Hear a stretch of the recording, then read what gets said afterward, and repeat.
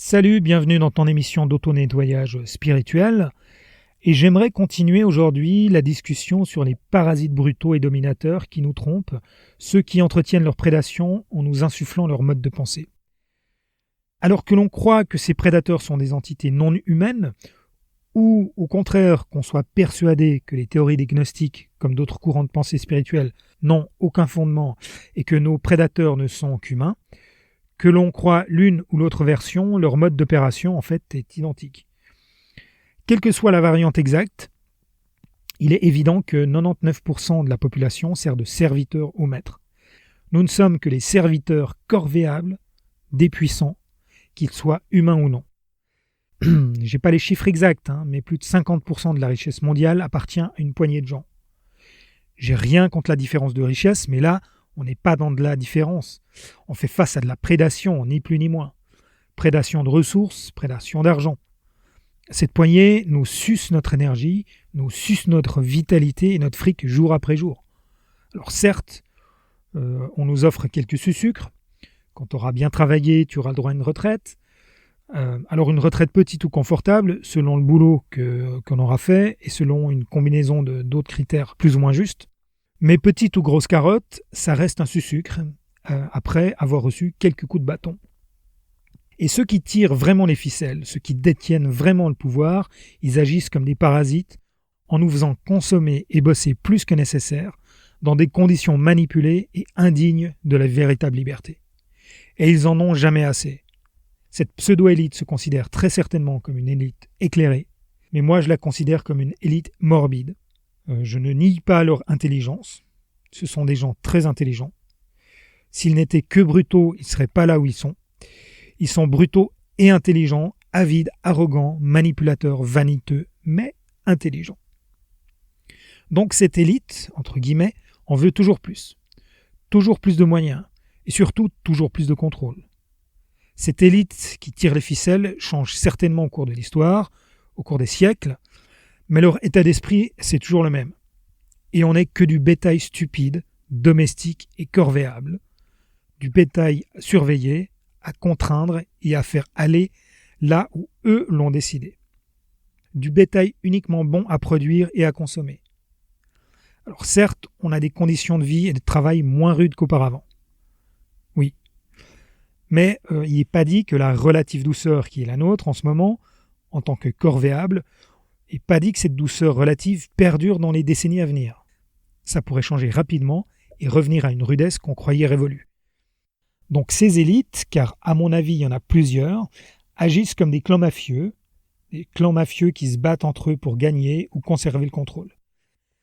Ces gangs, ces élites, ils ont en commun une culture de la domination, de la prédation, du contrôle le plus absolu possible et l'amas d'une richesse et de moyens les plus grands possibles. Contrôle de terre, contrôle de ressources, contrôle des gens, contrôle physique et mental. Pour eux, vraiment la fin justifie les moyens. Et tous les moyens. Non seulement ils nous contrôlent parce qu'ils savent mieux que nous comment on fonctionne, mais ils ont les moyens de nous faire accepter notre asservissement, de faire en sorte qu'on considère notre asservissement comme une sécurité. Et c'est le principe du racket mafieux. On crée des conditions d'insécurité pour venir vendre de la sécurité. Ils passent pour des gentils alors qu'ils agissent comme des salauds. Il y a un super exemple dans mon propre pays, la Suisse. On apprend tous à l'école que les cantons primitifs se sont courageusement libérés du joug du Saint-Empire en 1291, qu'ils se sont battus pour leur liberté contre un oppresseur. C'est glorifié jusqu'à la nausée, alors que c'était en fait qu'une poignée de grands propriétaires terriens qui ne voulaient simplement ne plus payer de taxes et qui voulaient garder une partie plus grosse du gâteau, le gâteau que représentait le trafic de marchandises entre le nord et le sud de l'Europe via les Alpes, trafic croissant depuis le réchauffement climatique de l'Europe, survenu dans le milieu du XIIIe siècle. Et oui, le réchauffement climatique, ça date pas d'aujourd'hui. Quoiqu'à notre époque, je parlerais plutôt d'ingénierie climatique, mais ça, c'est un autre débat.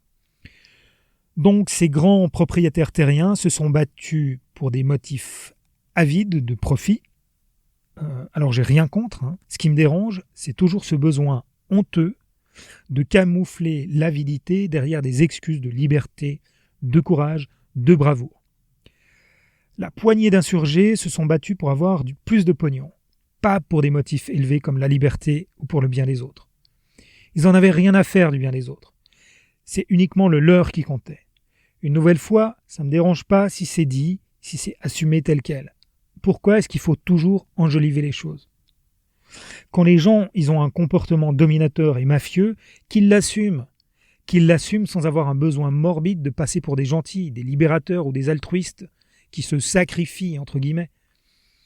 Alors certes, ça s'est passé et ça se passe encore dans d'autres pays que la Suisse, mais j'utilise simplement cet exemple familier pour moi, pour montrer comment on est conditionné à agir comme des égoïstes en pensant ou en prétendant faire du bien. Ça fait des millénaires qu'on baigne dans cette culture du mensonge et des apparences. Et il y a deux outils qui sont au jour d'aujourd'hui les plus aboutis pour nous formater à notre époque. Pour moi, ce sont l'école et la publicité. Deux outils très différents dans leur approche et leur concept, mais qui servent les mêmes buts, nous retirer notre souveraineté individuelle, conditionner notre manière de penser et limiter notre capacité à développer une pensée indépendante du groupe. Deux outils a priori opposés l'un de l'autre, qui ont des intentions différentes, mais qui nous maintiennent dans la dépendance à une autorité. Ça fait certainement bondir les profs qui m'écoutent, s'il y en a qui m'écoutent, mais je sais de quoi je parle. J'ai travaillé dans l'enseignement, et bien malgré moi, j'ai contribué à cette domestication des élèves. J'ai contribué à brimer et briser leur esprit libre et créateur. Pour moi, faire asseoir des élèves toujours à la même heure, au même endroit, et leur faire la même chose pendant 39 semaines d'une année scolaire, c'est de la domestication. À l'école, on apprend surtout à répondre aux questions de la manière dont les profs veulent qu'on réponde. L'école publique n'apprend guère à se poser des questions, et encore moins à remettre en question.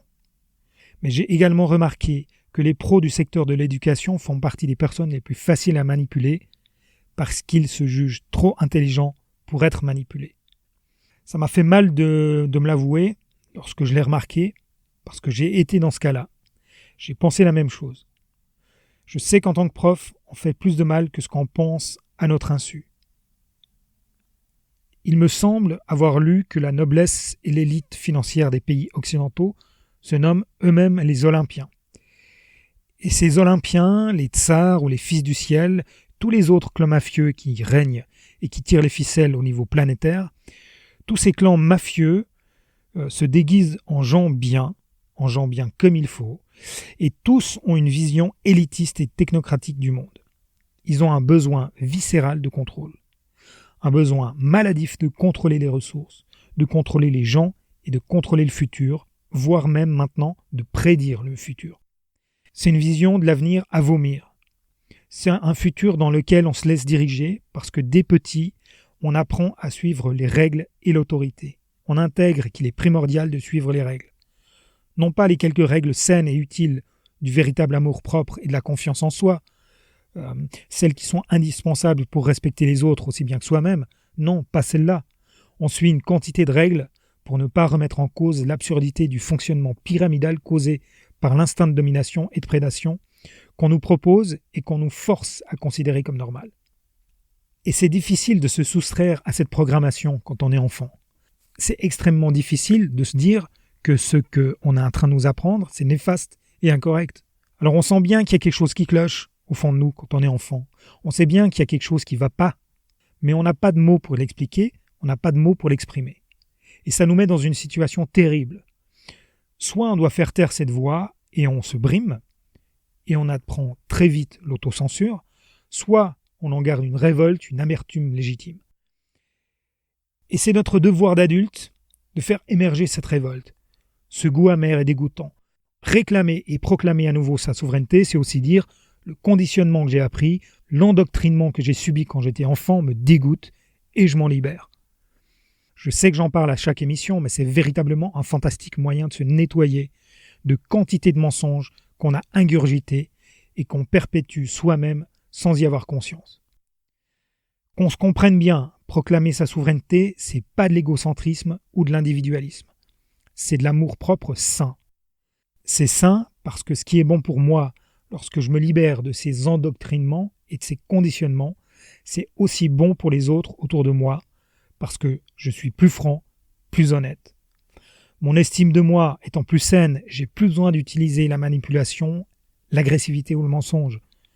Tout ça fait diminuer le besoin de tromper, de diminuer ou de parasiter les autres. Quel qu'il soit, on est sous la domination de parasites pervers et manipulateurs. Et en acceptant cette domination, en acceptant leur tyrannie, on devient des petits tyrans dans notre coin. On se tyrannise les uns les autres. Et pour moi, le crime ultime, c'est qu'on tyrannise nos propres enfants sous couvert d'éducation. Alors le mot est peut-être un peu fort, mais c'est le cas. Quasiment à chaque fois que j'évoque ça avec des parents, j'entends les mêmes excuses pour ne pas y réfléchir, ni remettre quoi que ce soit en question.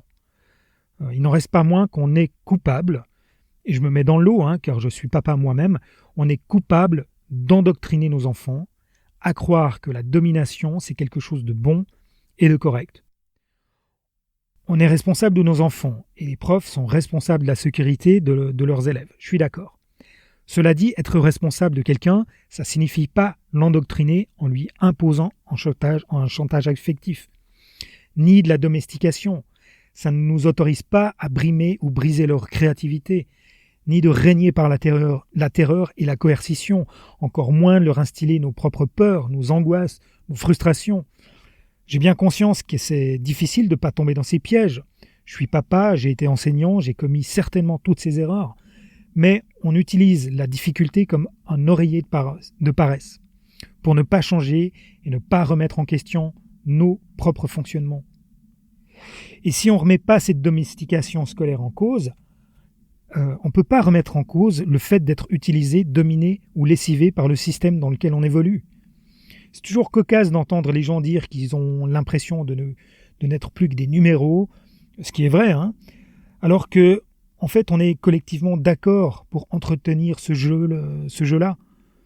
La vraie vie, c'est pas ça, c'est pas ce qui nous est offert, mais c'est ce que veulent le petit groupe de parasites qui nous contrôlent et qui nous dirigent. Ceux qui nous contrôlent par la propagande, par la religion, par la pub, par la désinformation. Alors qu'ils utilisent un ou plusieurs ou la totalité de ces outils, ceux que je viens de citer, et d'autres encore, que je ne connais pas sans doute, très certainement, je fais confiance à leur créativité morbide. Alors, il y a moins d'une centaine d'années, c'était une domination brutale et directe. Fais ce que je te dis, sinon tu prends un coup de sable dans la tronche. Fais ça, sinon tu seras arrêté, torturé, peut-être plus. C'est encore le cas dans certaines parties du globe, mais nos parasites, nos dominateurs, se sont rendus compte que les moyens, les techniques actuelles à disposition pour faire accepter leur tyrannie et leur parasitisme sont plus efficaces que la force brute, sont plus efficaces parce qu'ils sont cachés et pernicieux. En tant qu'être humain, on est façonné, on est construit au fur et à mesure, et ils savent qu'il est possible d'influencer nos croyances, d'influencer nos pensées limitantes et nos valeurs au moyen de l'éducation et de l'ingénierie sociale. Tout est donc fait pour nous convaincre que la pyramide, c'est le modèle normal, c'est le modèle naturel de la vie. Tout est fait pour nous convaincre que ce modèle est bon, qu'il est enviable. Et quel que soit le isthme dans lequel on baigne, quelle que soit sa couleur, c'est toujours un système pyramidal. Si tu observes bien, ce sont toujours ceux qui sont au-dessus de toi qui viennent te convaincre que la pyramide, c'est un bon système. Les commissaires politiques sont pas tous rouges et sont pas tous communistes, loin de là. Et tout est fait pour nous convaincre de défendre le système pyramidal qui nous lessive, ou au minimum qu'on se résolve à croire qu'il n'y a pas d'alternative valable. Plus j'observe le monde évoluer, plus je compare ce fonctionnement à la coupole des mafieux italiens. Ce sont des clans qui s'allient, ou se combattent entre eux en fonction des besoins, tantôt avec l'un, tantôt avec l'autre, puis qui deviennent adversaires acharnés. Une bande de bouchers qui s'habillent bien et qui se considèrent comme des gens bien, des gens avec des valeurs, des hommes et des femmes honorables, entre guillemets. Et ces groupes au pouvoir, terrestres, humains ou non, agissent véritablement comme des mafieux. Avoir du sang sur les mains leur convient très bien tant que le sang est sur les mains de leurs sbires et pas sur les leurs. Ils ont un côté narcissique, arrogant, vaniteux, destructif, tout comme n'importe quel chef mafieux, d'où qu'il soit. Ça, c'est la description de la personnalité perverse narcissique. On peut penser que j'exagère, mais lorsqu'on observe les grands noms de l'histoire, les têtes couronnées, les grandes fortunes et les politiques de haut niveau, on voit bien qu'ils ont un instinct de domination, un désir sournois de contrôler et de maîtriser les autres pour leur imposer leur vision des choses. Pour ajouter le ridicule au sordide, il faut toujours que ce soit déguisé sous des termes comme ambition, vision, grandeur, leadership, etc. Des termes qui font que masquer l'odeur nauséabonde de la domination et de la prédation. C'est un trait de caractère qu'on a tous en nous, malheureusement. C'est comme si la paix, c'est comme si la gentillesse ou la tranquillité nous faisait peur, en fait. Et on est sous influence inconsciente. Notre fonctionnement humain est beaucoup plus inconscient que conscient, mais on ne veut pas se l'avouer. Et malheureusement, ça nous conduit à prendre des décisions qui nous sont nocives, mauvaises, tant au niveau personnel que collectif, mais qui sont également nocives pour la nature et aux autres espèces. On adhère à des opinions qui ne sont pas les nôtres, au bénéfice de nos parasites. Et je le dis à nouveau, celles et ceux qui profitent de ce système de prédation et de domination sont peut-être humains ou peut-être pas. Quels qu'ils soient, ils profitent de notre passivité. Qu'ils soient humains ou non, c'est le même schéma. Ils soufflent le chaud et le froid sur nous. Ils créent des problèmes pour prétendre nous apporter des solutions. Et comme je l'ai dit auparavant, c'est ainsi que fonctionne le racket mafieux. Si on observe le monde de l'entreprise, c'est flagrant. On prétend réorganiser alors qu'on fait qu'accentuer le contrôle des employés. Si on observe le monde politique, les hommes politiques ou les politiques prétendent unifier, parce qu'il y a des femmes aussi, donc les politiques prétendent unifier, réunir alors qu'ils ne font que polariser. Les grandes entreprises et les politiques prétendent œuvrer pour un monde meilleur alors qu'ils ne font que du greenwashing, pour continuer à pomper des ressources, notre argent et nous faire consommer toujours autant. N'oublions pas que nos parasites dominants ont des milliers d'années de pratique dans la désinformation et la manipulation. Ce sont des vrais artistes dans leur domaine criminel et morbide. Cette doctrine de peur et de domination fonctionne parce que ceux qui en tirent les bénéfices s'insinuent dans notre mental par la persuasion, via l'éducation, la publicité, la propagande, les médias et quantité de canaux qu'ils maîtrisent et détournent à notre insu, à notre barbe même. Et en plus, ils en rient. Ils se moquent de nous et nous prennent pour des abrutis. On est élevés et surveillés comme des animaux de rente, par une poignée qui comprend notre fonctionnement bien mieux que nous et qui en use et abuse contre nous, qui reprogramme notre mentalité humaine selon leurs besoins pour satisfaire leurs désirs morbides de pouvoir. Ils en ont les moyens parce qu'ils nous connaissent beaucoup mieux que nous-mêmes. Non seulement ils le font, mais en plus ils adorent qu'on les idéalise, qu'on les vénère et qu'on les porte au nu. Que ces personnes soient militaires, nobles, religieux, femmes ou hommes confondus, ils sont arrogants, suffisants, prétentieux et avides, comme nous d'ailleurs. Et c'est parce qu'on continue à les vénérer comme des grandes figures qu'on perpétue nos conditions serviles. Nous, les populos, on ne vaut pas mieux qu'eux parce qu'on ingurgite leurs fausses valeurs sans sourciller. Pour perpétuer ce fonctionnement avide et mafieux, ils savent qu'ils doivent nous faire miroiter la possibilité de devenir comme eux, de nous élever dans la hiérarchie. C'est pour ça qu'il est nécessaire de nous faire paraître comme désirables et bons des traits de caractère comme la convoitise, la culpabilité, l'arrogance, l'opportunisme ou l'ambition. L'ambition qui n'est que de la convoitise, mais ambition, ça fait plus joli. Nos parasites prédateurs ont fait de nous des êtres suffisants et bouffis d'orgueil. On vit dans un monde d'apparence dans lequel, peu importe qui on est et ce qu'on fait, ce qui compte, c'est l'image qu'on donne. Alors j'ai pas envie de terminer sur une note aussi noire et déprimante. J'y reviens encore et c'est certainement mon leitmotiv. Cela dit, réclamer sa souveraineté, c'est un très bon moyen de se guérir de ces influences sournoises et néfastes.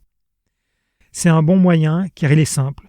Simple à apprendre, simple à faire et simple à maintenir au quotidien. C'est un moyen personnel et individuel qui dépend de personne d'autre que soi. C'est un moyen à la portée de tout le monde.